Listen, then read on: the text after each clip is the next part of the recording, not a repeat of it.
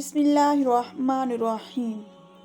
رسول اللہ صلی اللہ علیہ وآلہ وسلم نے فرمایا، اللہ تعالیٰ بندے سے سب سے زیادہ قریب رات کے آخری درمیانی حصے میں ہوتا ہے، بس اگر تم سے ہو سکے تو ان بندوں میں سے ہو جاؤ جو اس وقت مبارک وقت میں اللہ کا ذکر کرتے ہیں، تم ان میں سے ہو جاؤ۔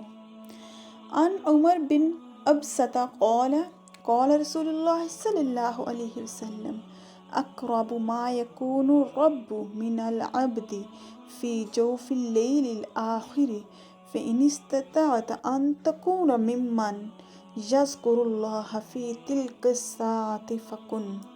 حضرت عمر بن ابسہ رضی اللہ تعالیٰ عنہ سے روایت ہے کہ رسول اللہ صلی اللہ علیہ وآلہ وسلم نے فرمایا، اللہ تعالیٰ بندے سے سب سے زیادہ قریب رات کے آخری درمیانی حصے میں ہوتا ہے، بس اگر تم سے ہو سکے تو ان بندوں میں سے ہو جاؤ جو اس مبارک وقت میں اللہ تعالیٰ کا ذکر کرتے ہیں، تو تم ان میں سے ہو جاؤ۔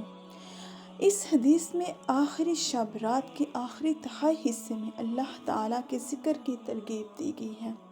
ذکر اگرچہ عام ہے لیکن نماز ذکر کی اعلیٰ اور مکمل ترین شکل ہے، کیونکہ وہ دل، زبان اور اعضاء سب کے ذکر کا مجموعہ ہے۔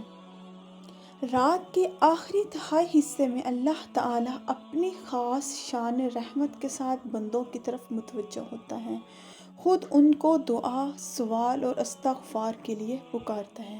جو بندے اس حقیقت پر یقین رکھتے ہیں، ان کے لیے اس وقت بستر پر سوتے رہنا اس سے زیادہ مشکل ہوتا ہے جتنا دوسروں کے لیے اس وقت بستر چھوڑ کر اللہ کے بارگاہ میں کھڑا ہونا۔ اللہ تعالیٰ اپنے فضل سے اس حقیقت کا ایسا یقین نصیب فرمائے جو اس وقت بے چین کر کے اللہ تعالیٰ کے دربار کی حاضری، دعا و سوال اور استغفار کے لیے ہمیں کھڑا کر دیا کرے۔ آمین۔ اللہ تعالیٰ ہمیں اپنی بارگاہ میں کھڑا ہونے کی توفیق عطا فرمائے۔ صدق اللہ العظیم، صدقت یا رب العالمین۔ ویڈیو اچھی لگی ہو تو لائک، شیئر اور سبسکرائب کیجیے۔ فی امان اللہ۔